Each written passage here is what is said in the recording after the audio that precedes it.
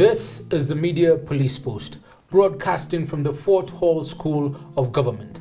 In this show, we police the state of truth in the Republic. And because truth is communicated to us by journalists and analysts, we have made it our civic duty at the Fort Hall School of Government to put it to the test. We advance from two confirmed truths about the media. One, and according to Roger Stone, the media is either lazy or evil. And for the most part, it is both evil and lazy. That is why the truth, their truth, must be put to a test. And two, that journalism is verified gossip. In fact, what is presented to us as news analysis is gossip that has been verified by journalists. This gossip has to be ground-truthed. We will assess the state of truth in what they submit to the Republic, and we will pass verdict on what is true and what is not. For the record, we are not journalists, we are thinkers. We are not lazy or evil, and we do not verify gossip. What we give you is the truth that sets you free. On today's show, we will discuss ideas that reflect unformed and uninformed opinions, and ideas that made you feel stupid. Narratives that fell into the cognitive trap of we see things as we are, not as they are. Narratives based on conjecture history and those that smack of envelope journalism. Welcome CS and Ms. K. Thank you. Asante. As we enter a season that will be saturated with political commentary and utterances, dissecting political messaging may pose a challenge to those unable to distinguish between what is said, what is meant, and what is actually understood. It is a challenge of communication, and Professor Mutai Nguni has often said that communication is the negotiation of meaning. Indeed. Allow us to illustrate our point with an anecdote from Sir Arthur Conan Doyle's Sherlock Holmes. Sherlock and his number two, Dr. Watson, had gone on a camping trip. After dinner and a bottle of wine, they retired for the night. They set up their tent and went to sleep. Now, in the middle of the night, Sherlock wakes up and looks into the night sky. He then woke up Watson and said, Watson, wake up. What do you see?" Watson looked up and said, "I see millions and millions of stars." Then Sherlock asked, "What does that tell you, Watson?" Watson thought for a minute and said, "Well, astronomically, it tells me there are millions of galaxies and potentially billions of planets. Astrologically, it tells me that Saturn is in Leo. Horologically, it tells me that it is about 2:45 in the morning. Meteorologically, it tells me tomorrow will probably be a beautiful day. Theologically, it tells me we are just a tiny part of the great whole. What does it tell you, Sherlock?" "Watson, you idiot, somebody has stolen our tent." For the last 8 years, President Uhuru has been like Sherlock, focused on identifying and committing to key priorities and gifted with an ability to discern what is most essential. He has, however, been surrounded by commentators, politicians, and talking heads who are easily distracted and fascinated by things which are not urgent, not important, and which are therefore not a matter of priority. Ruto and Tanga are like Watson. While the president was working and was committed to a development agenda, they were easily given to distractions, and so they often missed the entire point of why they were in government to begin with. So now, when they say Bwana Asifiwe to Mamambogas, they miss the point that you need the roads Uhuru has built to get the mboga from the farm to the market, and that the Mamambogas will sell them in the markets Uhuru has built. When they say Bwana Asifiwe to Boda Boda operators, they miss the point that you need Uhuru's good trade policies and the port and the SGR to import the Boda Bodas. When they tell you about wheelbarrows, they miss the point that those wheelbarrows are used to carry materials on the many construction sites where Uhuru has been building infrastructure, including thousands of housing units, hospitals and schools, etc. And when UDA tells you about bottoms up, it is like someone trying to read the stars in the middle of the night to determine the time, and yet they are wearing a wristwatch.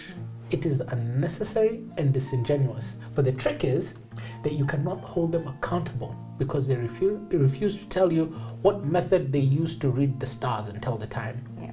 They ask you to trust them, but you must not verify. Uhuru, however, has given us a model that works, is simple to understand, and lays a foundation for the future. Big push investments, economic acceleration, restoration of dignity, and political stabilization. Simple, straightforward, and clear. Meanwhile, we suspect that Ruto sent someone to steal the tent when people were sleeping. Well, I'd like to talk a little bit about that, and I want to build on what CS is saying and talk about the promise of William Ruto. The promise that Ruto has made to the mamambogas, the boda operators, and workers aged between 25 and 45, those who call themselves hustlers, my generation. The reason why the hustlers have missed the point of Uhuru's model for development is because they have bought into Ruto's promise. The promise of a Ruto presidency is the promise of a change in regime. If Raila becomes president, the hustlers have been told that the status quo will remain. A Raila presidency will be a continuation of the Kibaki and Uhuru regimes. But if Ruto becomes president, we have a change in regime. And a change in regime brings with it new opportunities for political, social, and economic mobility. In the gamble between a Ruto and Raila presidency, the hustlers have made a bet on Ruto.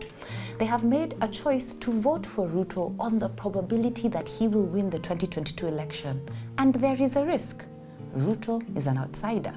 He does not have a family with an established political history and could lose. But the decision to vote for Ruto is based on the belief that if he wins, me also, I can become something. But in making this bet, what the hustlers have not realized is that they are living in an echo chamber. An echo chamber is a situation in which people only hear and accept information and opinions that are similar to their own. It's called an echo chamber because the people in it just repeat and confirm their given point of view. They are not open to new information or ideas that don't fit with what they already believe. When someone in an echo chamber is confronted with information that disagrees with them, one of the ways that discredit that information is to talk about the trustworthiness of the source. Now, the hustlers have driven on the roads built by Uhuru, they have shopped in the markets, they have seen the massive infrastructure projects, but they are waiting on bottom-up economics to fix an already growing economy because they disagree with this valid and true information and do not trust its source. An Uhuru presidency has been beneficial to the country. This is a fact. Take a drive in any direction and you will see it for yourself. But a Ruto presidency does not mean that you will benefit from it as an individual. In fact, we have learned from the fall of communism that when a regime changes, a new order emerges, new political actors appear, and these new actors will have at their disposal state resources that were previously only available in their hustler dreams. The result will be an exclusive accumulation zone around the presidency that will be characterized by intense corruption. It's our turn to eat. It is, and this accumulation will not benefit the masses, it will only benefit a few, and it could last the entire first term. The question we must ask ourselves, dear hustlers, dear my generation, is this what we really want? Wow. Okay, so allow me to switch tracks for just a moment, because in politics there is no such thing as a coincidence. This is because the word coincidence does not describe luck or mistakes. It describes that which perfectly fits together. And I suspect that the events of the last week may fit together like ugali and nyama choma. I am, of course, talking about Paul Kemboy's arriving at JKIA with $2 million in cash on Thursday, and now Livondo's allegation of an assassination attempt on the president on Saturday. And I couldn't help but wonder, what do these events have in common? Now, to identify what these events have in common, we must apply the law of unrelated things. In a 2005 book called Freakonomics, Stephen J. Dubner and Stephen Levitt defined the law of unrelated things as the phenomenon where seemingly unrelated things somehow appear to have a connection. And this is how political events must be examined.